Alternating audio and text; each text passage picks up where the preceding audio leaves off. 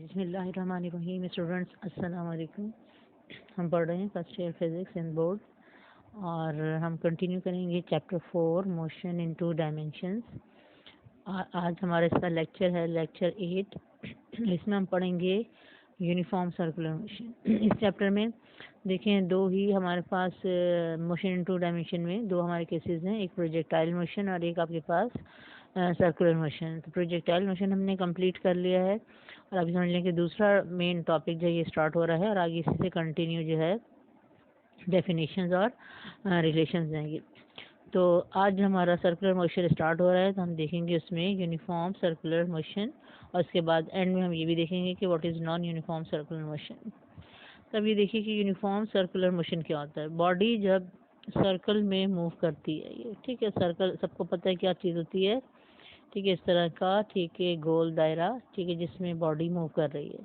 तो अगर कोई बॉडी सर्कल में मूव कर रही है और उसकी स्पीड कांस्टेंट है, ठीक है, जहाँ पे भी देखिए यूनिफॉर्म की बात आएगी इसका मतलब है कि कांस्टेंट, ठीक है। अब इसमें क्या चीज़ कांस्टेंट है, ठीक है, यूनिफॉर्म का मतलब है कांस्टेंट, तो क्या चीज़ कांस्टेंट है, स्पीड कांस्टेंट है, ठीक है। और स्पीड कांस्टेंट का मतलब है कि अगर कोई बॉडी, जैसे कि सपोज कर लें हम कि हम 20 मीटर पर सेकंड से, ठीक है, मूव कर रही है सर्कल में ये, ठीक है। तो अगर कोई बॉडी 20 मीटर पर सेकंड से मूव कर रही है तो उसके हर पॉइंट पर क्या होगी, इसकी स्पीड 20 मीटर पर सेकंड ही रहे, ना कम हो और ना ज़्यादा हो। तो हम कहेंगे ये कांस्टेंट स्पीड से मूव कर रही है सर्कल में और उसकी मोशन होगी यूनिफॉर्म सर्कुलर मोशन।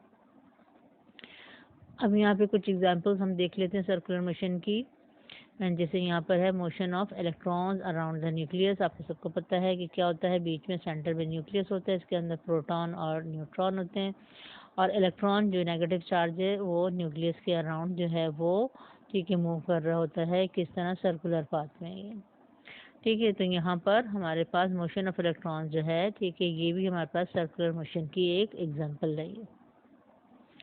उसके बाद सेकंड है motion of moon around the earth. यहाँ पर ये देखिए मून है और ये अर्थ है, तो मून अर्थ के अराउंड भी इसी तरह से सर्कल में मूव करता है, इसकी मोशन भी होगी सर्कुलर मोशन।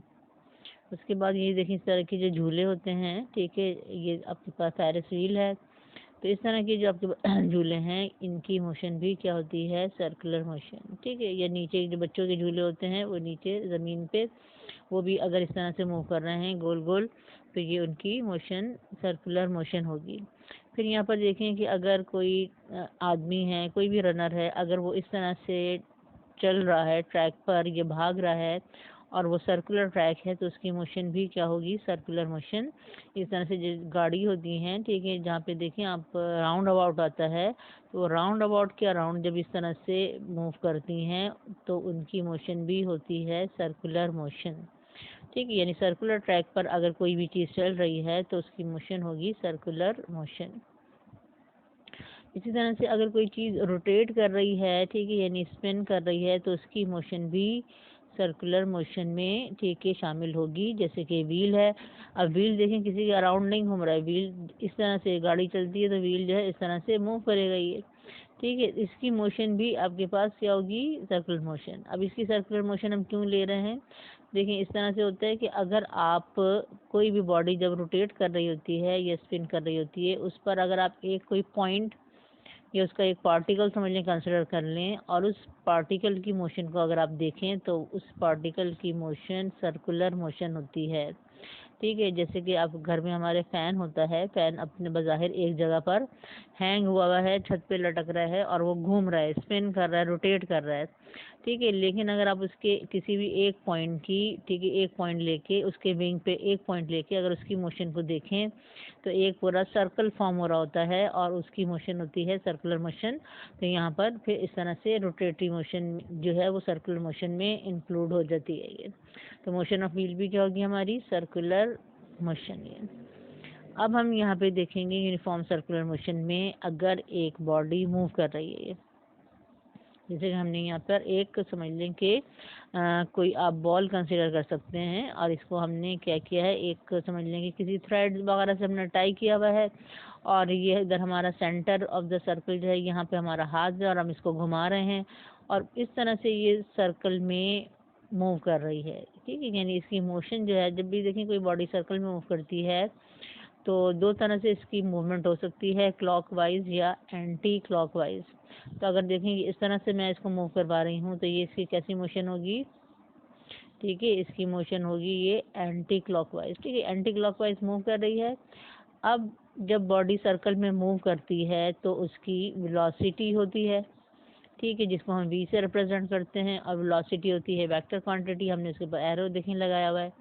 तो वेलोसिटी जो है इसकी एक वेक्टर क्वांटिटी है, और हर वेक्टर क्वांटिटी में हमें पता है कि दो चीज़ें होती हैं, ठीक है, हर वेक्टर क्वांटिटी में हमारे पास क्या होती हैं, दो चीज़ें होती हैं, ठीक है। अगर अब यहाँ पे वेलोसिटी है तो वेलोसिटी कंसिडर हम कर लेते हैं, ठीक है, वेलोसिटी हो या कोई और वेक्टर हो, इसमें क्या होगा, दो चीज़ें हमारे पास होंगी, ठीक है, एक होगा इसका मैग्नीट्यूड, दूसरी होगी इसकी डायरेक्शन, ठीक है। अब जो वेक्टर क्वांटिटी होती है उसमें दो चीज़ें होती हैं, मैग्नीट्यूड एंड डायरेक्शन, ठीक है। अगर उसमें उस वेक्टर क्वांटिटी में मैग्नीट्यूड चेंज हो रहा है तब भी हम कहेंगे कि वो क्वांटिटी चेंज हो रही है, ठीक है। यानी अगर वेलोसिटी का मैग्नीट्यूड चेंज होगा तब भी हम कहेंगे वेलोसिटी चेंज हो रही है, और अगर उसमें डायरेक्शन चेंज हो रही होती है तब भी हम कहते हैं कि वो क्वांटिटी चेंज हो रही है। इस तरह से वेलोसिटी में भी अगर मैग्नीट्यूड चेंज होता है तब भी हम कहते हैं वेलोसिटी चेंज हो रही है, और अगर हम कहते हैं डायरेक्शन चेंज हो रही है तब भी हम कहते हैं कि वो, ठीक है, वेलोसिटी चेंज हो रही है। और वेलोसिटी के जो मैग्नीट्यूड होता है, अब आप इसको ये देख लें, वेलोसिटी का जो मैग्नीट्यूड होता है उसका दूसरा नाम क्या होता है, उसका नाम होता है स्पीड, ठीक है। वेलोसिटी के मैग्नीट्यूड को हम स्पीड कहते हैं ये, ठीक है, इसका मतलब है ये होता है स्पीड प्लस डायरेक्शन। तो यहाँ पर अब ये देखें कि ये जो एक बॉल है, ये बॉडी है, सर्कल में मूव कर रही है, तो हम ये देखेंगे कि इसकी वेलोसिटी की, ठीक है, मैग्नीट्यूड क्या है यानी स्पीड क्या है, और इसकी डायरेक्शन क्या है। अब यहाँ पे हमने जो कंसिडर कर रहे हैं यूनिफॉर्म सर्कुलर मोशन, और इसमें हमने कहा था कि स्पीड इज़ कांस्टेंट, इसका मतलब है कि स्पीड नहीं चेंज हो रही है, ठीक है। और हमने सपोज कर लिया था कि सपोज, ठीक है, 20 मीटर, ठीक है, 20 मीटर पर सेकंड से ये मूव कर रही है। तो इसका मतलब है कि हर पॉइंट पर इसकी स्पीड जो होगी वो तो 20 मीटर पर सेकंड होगी, ठीक है, वो इंक्रीज और डिक्रीज नहीं हो रही है, ठीक है, इसलिए इसकी यूनिफॉर्म सर्कुलर मोशन है ये, ठीक है। अब दूसरी चीज़ वेलोसिटी में क्या है, डायरेक्शन। अब अगर हम डायरेक्शन को देखें तो डायरेक्शन हम वेलोसिटी की कैसे ड्रॉ करते हैं, पहले हम ये देख लेते हैं, फिर हम ये देखेंगे डायरेक्शन चेंज हो रही है या नहीं हो रही है। तो डायरेक्शन जब भी आप कोई बॉडी कर्व में मूव कर रही होती है, और ये भी क्या है, ठीक है, सर्कुलर मोशन भी आपके पास क्या है, 2 डायमेंशनल मोशन है। और 2 डायमेंशनल मोशन की इससे पहले जो हमारा सबसे फर्स्ट लेक्चर था उसमें हमने देख लिया था हम पहचान कैसे करते हैं, बॉडी कर्व में मूव कर रही होती है, और उसके बाद जो है बॉडी जो है उसका जो समझ लें कि जो पॉइंट्स के कोऑर्डिनेट्स होते हैं वो दोनों कोऑर्डिनेट जो है चेंज हो रहे होते हैं, एक्स वाई कोऑर्डिनेट दोनों चेंज हो रहे होते हैं, तब हम कहते हैं ये 2 डायमेंशनल मोशन है। तो सर्कुलर मोशन भी हमारे पास 2 डायमेंशनल मोशन है।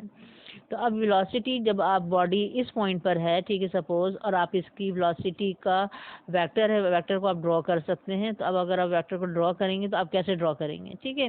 तो जब भी कोई बॉडी इस तरह से मूव कर रही होती है कर्व पाथ में, और आप उसका वेलोसिटी का वेक्टर ड्रॉ करते हैं, तो वेलोसिटी हमेशा होती है टेंजेंट, ठीक है, एट दैट पॉइंट। अब टेंजेंट का मतलब क्या होता है, टेंजेंट एक लाइन होती है, ठीक है। इसको हम देख लेते हैं कि अगर आपके पास फर्ज करें कि ये आपके पास एक ये कर्व है ये, ठीक है, और यहाँ पर जो है सपोज आपके पास ये इस पॉइंट पर जो है ये बॉडी है ये। तो अब आप टेंजेंट कैसे ड्रॉ करेंगे, टेंजेंट होती है, ठीक है, वो लाइन, ठीक है, टेंजेंट होती है वो लाइन जो कि इसको बिल्कुल टच करती हुई जाती है, इस पॉइंट को टच करती हुई जाएगी, ठीक है, जिस पॉइंट पर बॉडी है, ठीक है। तो जिस पॉइंट पर, ठीक है, आप टेंजेंट ड्रॉ करते हैं तो वो एक स्ट्रेट लाइन होती है और वो सिर्फ उस पॉइंट को टच करती है। तो यहाँ पर हमने जो है टेंजेंट ड्रॉ किया है, ठीक है, इस पॉइंट पर ये हमने टेंजेंट ड्रॉ किया, ठीक है, ये हमने टेंजेंट ड्रॉ किया है, ये इस पॉइंट को जहाँ पर ये बॉल है, ये इस लाइन जो है tangent line is a straight line, ठीक है, इट टचेज दिस पॉइंट, तो ये इसको टच कर रही है, ठीक। अब ये जो है, ठीक है, हमने वेलोसिटी का वेक्टर ड्रॉ कर लिया। अब वेक्टर होता है तो इसमें क्या होता है, एक हमें एरो बनाना पड़ता है, इसका एरो हेड होता है जो कि डायरेक्शन ऑफ मोशन को रिप्रेजेंट कर रहा होता है। तो यहाँ पे अगर ये हम इसको मूव करवा रहे हैं एंटी क्लॉकवाइज तो हम एरो यहाँ लगाएंगे, ठीक है। और अगर ये बॉल मूव कर रही होती इस तरह से, यानी क्लॉकवाइज एरो हमारा कहाँ लगता, नीचे लगता डाउनवर्ड, ठीक है, और ये रिप्रेजेंट करता हमारी, ठीक है, क्लॉकवाइज मोशन को, ठीक है। तो यहाँ पे एरो हमने जो है इसी हिसाब से लगाए हैं क्योंकि एंटी क्लॉकवाइज मोशन है ये। तो अब ये हमारा वेलोसिटी का वेक्टर हमने ड्रॉ कर लिया। अब वेलोसिटी जो है टेंजेंट है, ठीक है। अब हम ये कह सकते हैं कि वेलोसिटी टेंजेंट क्यों ले रहे हैं हम ये, ठीक है, बॉडी तो इस तरह मूव कर रही है ये, तो वेलोसिटी भी इसी के अलोंग होनी चाहिए, बॉडी इसी तरह मूव कर रही है, ठीक है, डायरेक्शन ऑफ मोशन है। लेकिन इस पॉइंट पर, ठीक है, वेलोसिटी की डायरेक्शन क्या होगी, इस एक पॉइंट पर वो टेंजेंट होगी, ठीक है। अब वो टेंजेंट क्यों होगी, तो उसको हम इस तरह देख लेते हैं। सपोज हमारे पास कोई भी फर्ज करने चीज़ है, कोई स्टोन वगैरह कोई भी चीज़ हमने इस पे बांध ली है, ठीक है, रोप से बांध लिए, और हम इसको अब अपने हाथ से पकड़ के इसको घुमा रहे हैं, सर्कल में घुमा रहे हैं, ठीक है, और इस तरह से हम इसको समझ लें मूव करवा रहे हैं, ये हमारी समझ लें क्लॉकवाइज मूवमेंट है ये, ठीक है। अब फर्ज करें कि यहाँ पर अगर जब बॉडी आती है, ठीक है, हम ये घुमा रहे हैं और जब ये बॉडी यहाँ पे आती है तो हम अपना हाथ जो है खोल लेते हैं, यानी कि हमारी जिस फोर्स से हम इसको घुमा रहे थे वो फोर्स ख़त्म हो जाती है, क्योंकि हर बॉडी को जब बॉडी घूमती है सर्कल मोशन में तो उसके लिए एक फोर्स चाहिए होती है,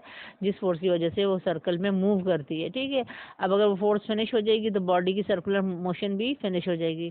तो जैसे ही यहाँ पे हाथ हम अपना खोल लेंगे, यानी कि वो फोर्स जो है हम इसको स्टॉप कर देंगे, तो अब ये बॉडी जो कि इस पॉइंट पर है, ठीक है, ये कहाँ जाएगी, ठीक है। अब ये सर्कुलर मोशन में थी, लेकिन जैसे ही अब इस आपने फोर्स ख़त्म की, बॉडी इधर सर्कल में नहीं आएगी बल्कि इस पॉइंट पर जो इसकी वेलोसिटी की डायरेक्शन होगी विच इज़ टेंजेंट, ठीक है, उस टेंजेंट डायरेक्शन में सीधी चली जाएगी, ठीक है। ये आप घर में एक्सपेरिमेंट भी करके देख सकते हैं कि अगर आप कोई चीज़ घुमा रहे हैं, ठीक है, और आप फिर उसको हाथ से छोड़ देते हैं तो वो जो है फिर वो सर्कल में घूमती नहीं रहती है, ठीक है, वो कहाँ जाती है, ठीक है, वो सीधी निकल जाती है ये।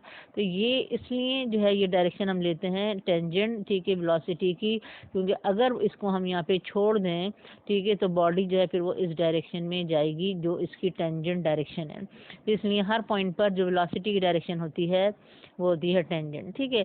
इसी तरह से देखिए बॉडी जब यहाँ पे आएगी तो हम यहाँ पर इस तरह से हमने ये टेंजेंट ड्रॉ कर लिया, एरो हमने एंटी क्लॉकवाइज के हिसाब से लगा दिया, ठीक है। बॉल यहाँ पर आएगी तो फिर हमने एक टेंजेंट लाइन ड्रॉ कर ली, एरो हमने एंटी क्लॉकवाइज के हिसाब से लगा दिया, ये वी वेक्टर है, वेलोसिटी है। इस तरह से जब बॉडी यहाँ आएगी तो फिर ये एक टेंजेंट लाइन हमने ड्रॉ की और ये इसकी वेलोसिटी की डायरेक्शन होगी, ठीक है। यानी अगर यहाँ पर हम फोर्स अप्लाई करना छोड़ दें, ठीक है, तो बॉल जो है फिर वो इस डायरेक्शन में यहाँ पे निकल जाएगी, ठीक है, इस डायरेक्शन में जाएगी, ठीक है, इस डायरेक्शन में नहीं जाएगी, ठीक है, आफ्टर स्टॉपिंग द फोर्स। तो यहाँ पर जो है, ठीक है, ये वेलोसिटी की डायरेक्शन हो गई। अब हमने देखा कि यूनिफॉर्म सर्कुलर मोशन है तो स्पीड तो कांस्टेंट है, स्पीड इज़ नॉट चेंजिंग, ठीक है। डायरेक्शन में हमें क्या नज़र आ रहा है, वेलोसिटी की डायरेक्शन में हमें नज़र आ रहा है जो हमने पॉइंट्स कंसिडर किए हैं, और अगर आप बीच का पॉइंट लेंगे तब भी उसमें भी आप ये देखेंगे, ठीक है, इस तरह से वेलोसिटी का वेक्टर आ जाएगा कि वेलोसिटी का जो वेक्टर है उसकी डायरेक्शन देखें चेंज हो रही है, ठीक है। ये इस तरह अपवर्ड थी तो ये आपकी टुवर्ड लेफ्ट हो गई, ये आपकी डाउनवर्ड हो गई, ये टुवर्ड्स राइट हो गई। तो ये direction of velocity is changing through out the circular motion, ठीक है। तो डायरेक्शन चेंज हो रही है, जब भी वेलोसिटी, जब भी कोई बॉडी सर्कल में मूव करती है तो उसके लिए ये चीज़ लाजमी है कि वो डायरेक्शन चेंज करे, ठीक है। अगर वो डायरेक्शन चेंज नहीं करेगी तो वो सर्कल में मूव नहीं कर सकती, ठीक है, क्योंकि अगर डायरेक्शन चेंज नहीं करेगी तो फिर उसकी मोशन स्ट्रेट लाइन ही हो सकती है ये। तो हर पॉइंट पर उसकी डायरेक्शन चेंज, यानी कि अगर आप फर्ज करें इस पॉइंट पे वेक्टर जो बनाएंगे वेलोसिटी का, उसकी डायरेक्शन इससे मुख्तलिफ होगी। अगर आप इस पॉइंट पर वेलोसिटी का वेक्टर बनाएंगे तो उसकी डायरेक्शन उस पहले वाले से मुख्तलिफ होगी, डिफरेंट होगी। तो इसलिए कह रहे हैं कि हर पॉइंट पर वेलोसिटी की डायरेक्शन चेंज हो रही है। तो अब वेलोसिटी की डायरेक्शन चेंज हो रही है तो अब हम क्या कहेंगे, वेलोसिटी इज चेंजिंग, यस, ठीक है, वेलोसिटी क्या हो रही है, चेंज हो रही है। तो यहाँ पर स्पीड कांस्टेंट होने के बावजूद हम ये तो कहेंगे कि speed is constant, uniform circular motion, लेकिन क्योंकि डायरेक्शन चेंज हो रही है तो हम कहते हैं सर्कुलर मोशन में वेलोसिटी चेंज होती है, ठीक है, यानी कि वेलोसिटी यूनिफॉर्म नहीं होती। यूनिफॉर्म किसके हिसाब से है, स्पीड के हिसाब से है, यूनिफॉर्म वेलोसिटी के हिसाब से नहीं है, क्योंकि वेलोसिटी की डायरेक्शन चेंज हो रही है। तो सर्कुलर मोशन में जब अगर आपसे पूछा जाएगा, ठीक है, कि वेलोसिटी चेंज हो रही है, तो वेलोसिटी, ठीक है, चेंज होती है, यूनिफॉर्म नहीं होती है, ठीक है, पहली बात तो ये, और हमने इसकी डायरेक्शन देख ली। अब वेलोसिटी जब चेंज हो रही है और इसमें क्या चेंज हो रहा है, ठीक है, स्पीड नहीं चेंज हो रही है, यूनिफॉर्म सर्कुलर मोशन है, डायरेक्शन चेंज हो रही है। तो डायरेक्शन चेंज होने से जो वेलोसिटी चेंज हो रही है, तो जब वेलोसिटी चेंज होती है तो उसमें क्या होता है, एक्सेलरेशन प्रोड्यूस होता है। ठीक है, जब भी वेलोसिटी चेंज होती है तो क्या होता है, एक्सेलरेशन प्रोड्यूस होता है। ठीक है, तो यहाँ पर भी अब वेलोसिटी डायरेक्शन चेंज होने की वजह से चेंज हो रही है, तो यहाँ पर भी एक एक्सेलरेशन प्रोड्यूस होगा। ठीक है, और जब डायरेक्शन चेंज होने की वजह से वेलोसिटी चेंज होती है तो वो एक्सेलरेशन, ठीक है, along the direction of velocity नहीं होता है। ठीक है, यानी कि वैसे तो अगर आप ये देखते हैं, जब मैग्नीट्यूड चेंज होता है वेलोसिटी का, उससे जो एक्सेलरेशन प्रोड्यूस होता है, ठीक है, वो क्या होता है, देखिए जैसे अगर आपके पास ये 20 मीटर पर सेकंड है ये, ठीक है, अगर मैं कहूँ कि वेलोसिटी जो है फर्ज करें इंक्रीज हो रही है, यानी कि जैसे 21, 22, 23 इस तरह से, तो वेलोसिटी जब इंक्रीज होती है तो एक्सेलरेशन क्या होता है, पॉजिटिव होता है। ठीक है, तो अगर स्पीड चेंज होने से, ठीक है, जो वेलोसिटी चेंज होती है और जो एक्सेलरेशन प्रोड्यूस होता है, तो वो जो होगा, ठीक है, वो along the direction of velocity होगा ये। ठीक है, अगर वेलोसिटी इंक्रीज हो रही है, ठीक है, तो फिर एक्सेलरेशन भी, ठीक है, एक्सेलरेशन भी इन द डायरेक्शन ऑफ, ठीक है, इन द डायरेक्शन ऑफ क्या हो जाएगा, ठीक है, ये आपके पास वेलोसिटी होगा। ठीक है, और अगर वेलोसिटी डिक्रीज हो रही है, यानी मैग्नीट्यूड के हिसाब से मैं आपको बता रही हूँ मैं, ठीक है, मैग्नीट्यूड के हिसाब से मैं आपको बता रही हूँ कि अगर वेलोसिटी डिक्रीज हो रही है, यानी कि 20 से 19 और इस तरह से 18, अगर वेलोसिटी डिक्रीज हो रही है तो फिर एक्सेलरेशन जो है वो इसके ऑपोजिट डायरेक्शन में होगा ये। ठीक है, क्या दो बातें आपको समझ में आई? ठीक है, हमें ये समझ में आया कि अगर वेलोसिटी का, ठीक है, अगर वेलोसिटी का मैग्नीट्यूड चेंज होता है, अगर वेलोसिटी का मैग्नीट्यूड चेंज होता है तो क्या होता है, स्पीड चेंज होती है, और अगर स्पीड चेंज होती है तो फिर उससे जो एक्सेलरेशन प्रोड्यूस होता है वो क्या होता है, वो या तो, ठीक है, अलोंग द, ठीक है, डायरेक्शन ऑफ वेलोसिटी होता है, या तो, ठीक है, इन इसके बिल्कुल यानी कि इन द डायरेक्शन ऑफ वेलोसिटी होगा, या फिर उसके ऑपोजिट होगा ये। ठीक है, ये दो बातें हमें समझ में आ गई इस एक्सेलरेशन की। लेकिन अगर स्पीड नहीं चेंज हो रही है और डायरेक्शन चेंज हो रही है, तो डायरेक्शन चेंज होने से जो एक्सेलरेशन प्रोड्यूस होता है वो, ठीक है, अलोंग द वेलोसिटी नहीं होता, यानी कि वेलोसिटी की डायरेक्शन में नहीं होगा, ना in the direction of velocity होगा, ना opposite to the direction of velocity होगा, बल्कि वो होगा परपेंडिकुलर टू द वेलोसिटी।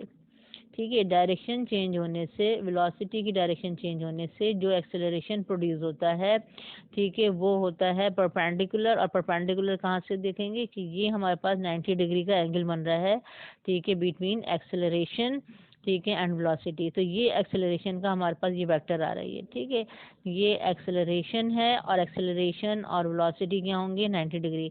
इस तरह से यहाँ पे भी देख लें, ये वेलोसिटी है और इस पॉइंट पर ये होगा एक्सेलरेशन, और इनके बिटवीन एंगल बनेगा 90 डिग्री, दे आर परपेंडिकुलर। ठीक है, ये वेलोसिटी का वेक्टर है और ये है एक्सेलरेशन, और यहाँ पर 90 डिग्री का एंगल बनेगा परपेंडिकुलर। इस तरह से ये वेलोसिटी का वेक्टर है और ये है एक्सेलरेशन, यहाँ बनेगा 90 डिग्री का एंगल। ठीक है, तो परपेंडिकुलर हर पॉइंट पर वेलोसिटी और ये जो आपका एक्सेलरेशन है, ठीक है, जो कि डायरेक्शन चेंज होने से प्रोड्यूस हो रहा है, ये परपेंडिकुलर होंगे। ठीक है, अब ये जो एक्सेलरेशन होता है इसकी डायरेक्शन होती है डायरेक्शन होती है टुवर्ड्स द सेंटर।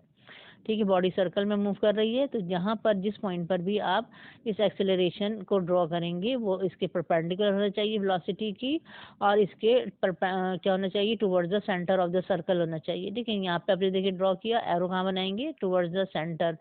यहाँ पे आपने ड्रॉ किया, ये टुवर्ड्स द सेंटर। ठीक है, यहाँ पे आपने ड्रॉ किया टुवर्ड्स द सेंटर, तो इसकी डायरेक्शन होती है towards the centre of the circle, और इस एक्सेलरेशन को हम कहते हैं सेंटीपिटल एक्सेलरेशन। ठीक है, इसको हम डिनोट करते हैं ए, और ये छोटा सा सी बनाते हैं ये। ठीक है, ए सी, तो ये होता है हमारा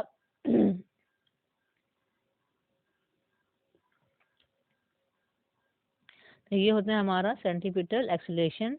तो वेलोसिटी में जब डायरेक्शन चेंज होती है उसकी वजह से जो एक्सेलरेशन प्रोड्यूस होता है, ठीक है, उसकी direction towards the centre of the circle होती है, उसको हम कहते हैं सेंटीपिटल एक्सेलरेशन।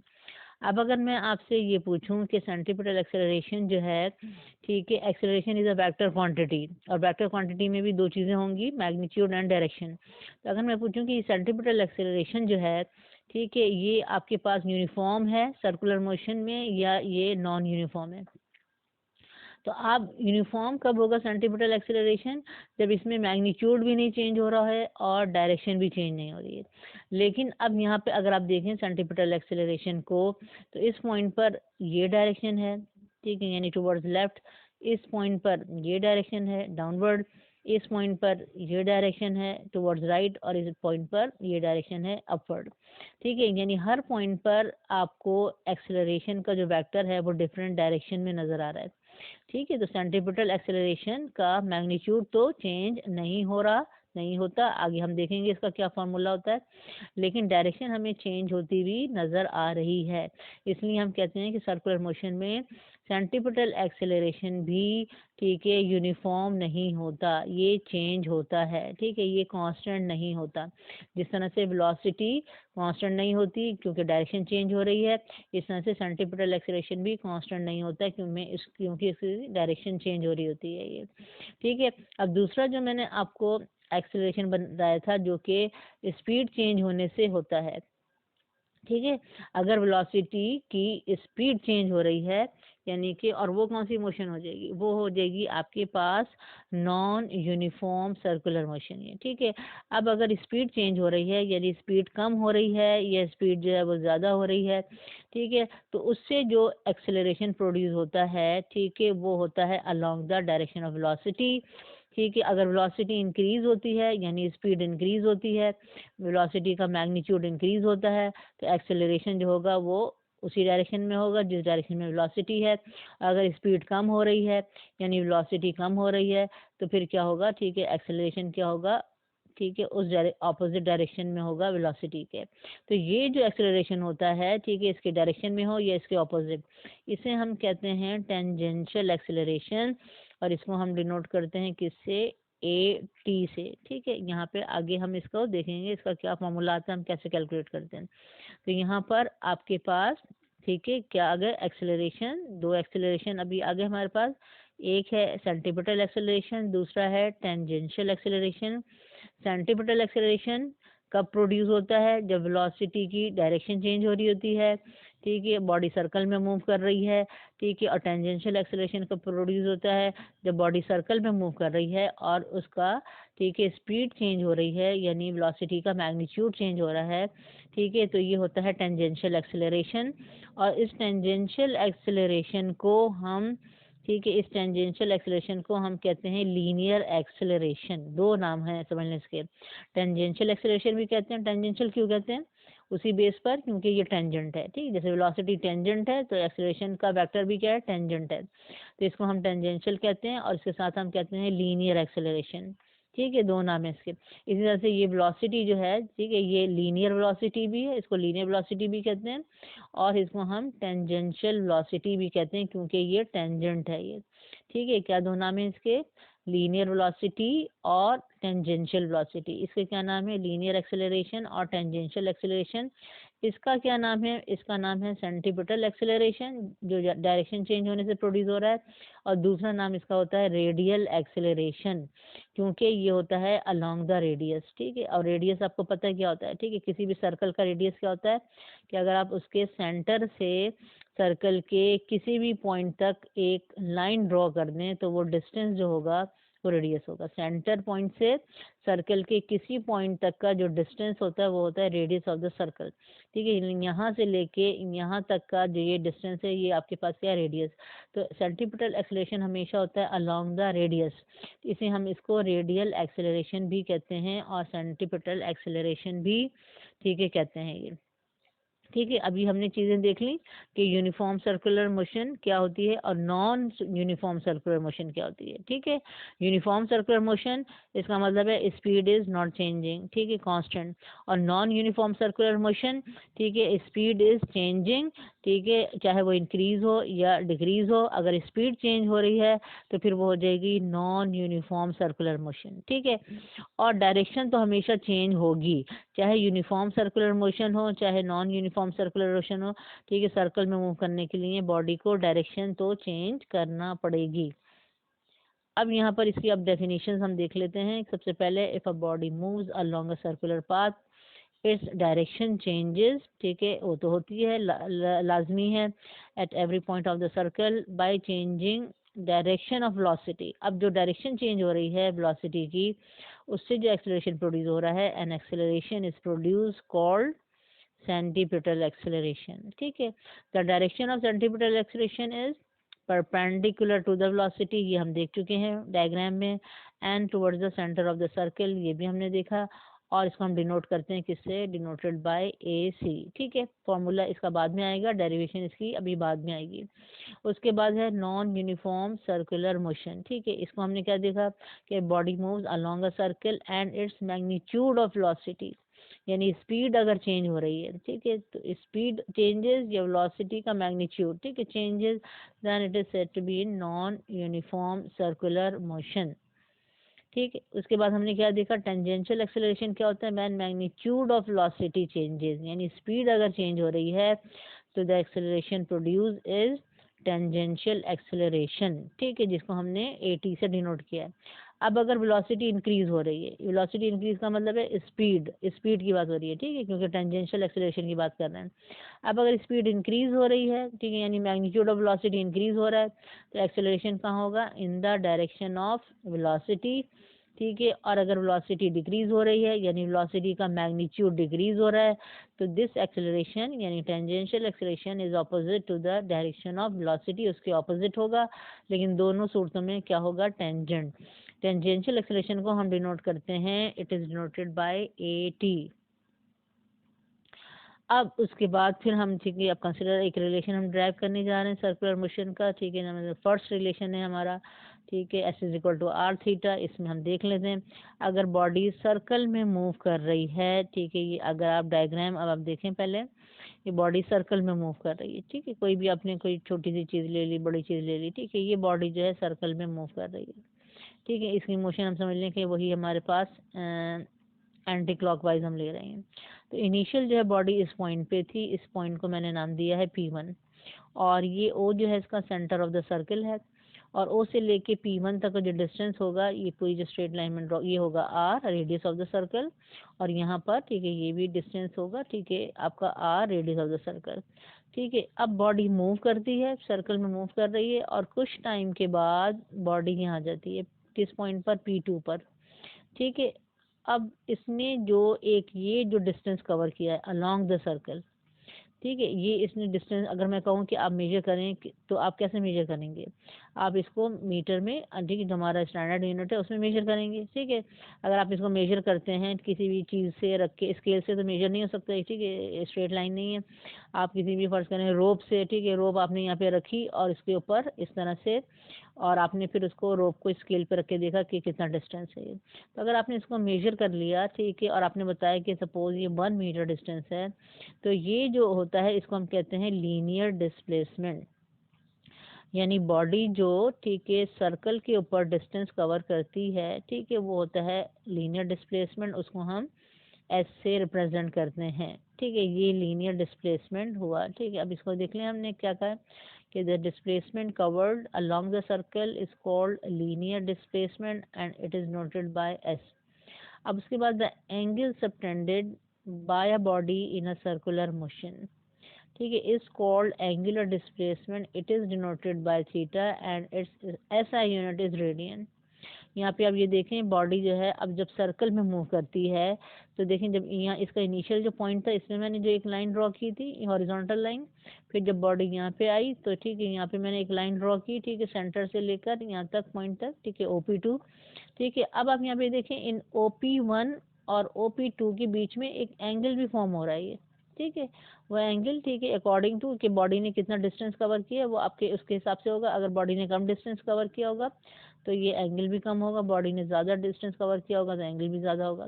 तो ये एक एंगल जो फॉर्म हो रहा है, ठीक है, जब बॉडी सर्कल में मूव करती है तो उस वो एक एंगल भी कवर कर रही होती है, ठीक है। जैसे ये डिस्टेंस कवर कर रही है, इस तरह से ये एंगल भी कवर कर रही है। इसको हम कहते हैं एंगुलर डिस्प्लेसमेंट, ठीक है। वैसे तो हम क्या कहते हैं, वैसे तो हम इसको क्या कहते हैं, एंगल है, और इसको हम रिप्रेजेंट करते हैं थीटा सिंबल से, और इसको हम मेजर कर रहे होते हैं डिग्री में, ठीक है। हम कहते हैं कि भाई ये 30 डिग्री है, 40 डिग्री है, 90 डिग्री है, ठीक है। ये हमारा एक कॉमन समझने के अंडरस्टैंडिंग का यूनिट है डिग्री। डिग्री से हम फ़ौरन पहचान जाते हैं कि बॉडी की डायरेक्शन क्या हो सकती है। अगर मैं 90 डिग्री बोलूँ तो आप फ़ौरन समझ जाएंगे कि ये इसका, ठीक है, ये डायरेक्शन होगी, यहाँ पे होगी बॉडी 90 डिग्री है तो, ठीक है। तो अब नॉर्मल जो आप यूज़ कर रहे होते हैं वो तो इसका यूनिट डिग्री होता है। तो बॉडी जब सर्कल में मूव करती है तो एक तो ये वाला डिस्टेंस कवर कर रही होती है जो कि मीटर में हम लेते हैं, जिसको हम लीनियर डिस्प्लेसमेंट कहते हैं, एस। और बॉडी जो एंगल कवर कर रही होती है, ठीक है, उसको हम थीटा से रिप्रेजेंट करते हैं और इसको हम कहते हैं एंगुलर डिस्प्लेसमेंट। लेकिन अब ये जो थीटा है जो कि एंगुलर डिस्प्लेसमेंट है, इसका जो स्टैंडर्ड यूनिट है वो डिग्री नहीं होता, वो होता है रेडियन, ठीक है। जो कि हमने यहाँ पे लिखा है कि इसका जो एसआई यूनिट है, ठीक है, स्टैंडर्ड यूनिट है आपका, वो है आपका रेडियन, डिग्री नहीं है, ठीक है। जैसे हर देखें आपकी क्वांटिटी के एक से ज़्यादा यूनिट हो सकते हैं और उन दो यूनिट्स में कोई रिलेशन होता है, और कोई यूनिट छोटा होता है, बड़ा होता है, और उसमें से एक स्टैंडर्ड होता है। जैसे अगर मैं कहूँ लेंथ का यूनिट क्या है, स्टैंडर्ड एसआई यूनिट क्या है, तो आप लेंथ का स्टैंडर्ड यूनिट सेंटीमीटर नहीं बताएंगे मुझे, किलोमीटर नहीं बताएंगे, बल्कि आप क्या बताएंगे मुझे, मीटर बताएंगे। तो लेंथ का स्टैंडर्ड यूनिट क्या होता है, मीटर होता है, ठीक है। अब लेंथ अगर बड़ी होती है, कहीं की कोई ज़्यादा आपको लॉन्ग लेंथ मेजर करनी होती है, तो आप उसको फिर मीटर में रिप्रेजेंट नहीं कर रहे होते हैं, फिर आपको उसको आप बता रहे होते हैं कि ये कितने किलोमीटर है ये, ठीक है, ये डिस्टेंस इतने किलोमीटर है ये। तो अब किलोमीटर जो है, ठीक है, वो भी एक लेंथ का यूनिट है लेकिन स्टैंडर्ड नहीं है, ठीक है। स्टैंडर्ड एक ही यूनिट होता है, और लेकिन किलोमीटर में और मीटर में आपस में एक रिलेशन है, ठीक है। और इसमें से एक यूनिट बड़ा है, किलोमीटर बड़ा है और मीटर छोटा है। और किलोमीटर और मीटर में, ठीक है, क्या रिलेशन है, ठीक है, हमारे पास ये रिलेशन होगा कि 1 किलोमीटर इज इक्वल टू, ठीक है, 1000 मीटर, ठीक है। ये रिलेशन है कि 1 किलोमीटर में कितने मीटर होंगे, 1000 मीटर होंगे। तो इस तरह से हर क्वांटिटी के जो एक से ज़्यादा यूनिट होते हैं, ठीक है, उनमें आपस में एक रिलेशन होता है, और उसमें से एक यूनिट जो है स्टैंडर्ड होता है। इसी तरह से एंगल जो है उसके भी समझ लें कि आपके पास अब दो यूनिट सामने आ रहे हैं, एक डिग्री और एक दूसरा यहाँ पे हम क्या देख रहे हैं, हमारे पर क्या है यूनिट, रेडियन है ये, ठीक है। तो यहाँ पर रेडियन जो है स्टैंडर्ड यूनिट है, डिग्री स्टैंडर्ड यूनिट नहीं है, लेकिन एक ही क्वांटिटी के दो यूनिट हैं, तो इन रेडियन का और डिग्री का आपस में एक रिलेशन होगा कि कितना रेडियन जो है वो कितने डिग्री के इक्वल है। और उसी से हमें समझ में आएगा कि जो रेडियन जो है, ठीक है, उसमें, ठीक है, आप उसको किस तरह से ड्रॉ करेंगे, ठीक है। क्योंकि हमें तो डिग्री से यूज़फुल है, हम जो आप समझ लें कि आप प्रोट्रैक्टर से एंगल मेजर करते हैं, ये ड्रॉ करते हैं, वो आप उसको डिग्री में देख रहे होते हैं, डिग्री में लिखा होता है कि ये 30 या 40 या 90 है, ठीक है। जब रेडियन में आएगा, ठीक है, तो हम उसको फिर डिग्री में ही कन्वर्ट करके समझ लें कि ड्रॉ कर सकते हैं, ये पहचान सकते हैं कि ये कितना एंगल है हमारे पास। तो एंगल का स्टैंडर्ड यूनिट हमारे पास रेडियन है, ठीक है, ये चीज़ हमें मालूम हो गई। दूसरी चीज़ अब देखिए हमें इससे क्या मालूम हो रही है कि जब बॉडी सर्कल में मूव करती है, ठीक है, तो क्या होता है कि ये जो लीनियर डिस्प्लेसमेंट है एस, और ये जो एंगुलर डिस्प्लेसमेंट है, ठीक है, ये एक दूसरे के क्या होते हैं, डायरेक्टली प्रोपोर्शनल होते हैं, ठीक है। क्यों, क्योंकि अगर बॉडी जो है, ठीक है, मूव करती हुई P2 पे आई है, थोड़ी देर के बाद क्या हो जाएगा, थोड़ी देर के बाद सपोज करें कि इस पॉइंट पे आ जाएगी, ठीक है। अब फर्ज करें ये पॉइंट क्या है, ये P3 पॉइंट है ये। तो अब P3 पॉइंट का मतलब है कि बॉडी जो है वो यहाँ पर ये आ गई है, ठीक है। अब बॉडी जो P3 पे आई है तो क्या हुआ, ठीक है, ये इसका एस भी इंक्रीज हो गया, ठीक है, ये एस कितना हो गया, ठीक है, ये पूरा ये इसका एस हो गया ये, ठीक है, ये इसका एस हो गया, ठीक है। और थीटा कितना हो गया, ठीक है, थीटा जो है इसका ये हो गया पूरा। तो एस भी इंक्रीज हुआ है और थीटा भी इंक्रीज हुआ है, ठीक है। अब अगर एस जो है वो डबल हो गया, ठीक है, तो भी थीटा भी डबल हो जाएगा, ठीक है। यानी कि अगर एस पहले 1 मीटर था, ठीक है, पहले एस 1 मीटर था सपोज, ठीक है, और एंगल था हमारे पास, हम सपोज कर लेते हैं 30 डिग्री, ठीक है। अगर एस 1 मीटर था, ठीक है, और आपके पास एंगल था उस वक्त कितना, 30 डिग्री एंगल था ये, ठीक। ठीक है, ये एस है और ये आपके पास थीटा है। तो जब एस जो है आपके पास 2 मीटर होगा तो थीटा कितना हो जाएगा, ठीक है, यानी कि आपका एस डबल हुआ है तो थीटा भी आपके पास क्या हो जाएगा, डबल हो जाएगा, यानी 60 डिग्री हो जाएगा ये। तो एस में ये जो आपके पास ये जो रिलेशन है वो क्या होता है आपके पास, समझ लें कि डायरेक्ट रिलेशन होता है, डायरेक्टली प्रोपोर्शनल होते हैं ये।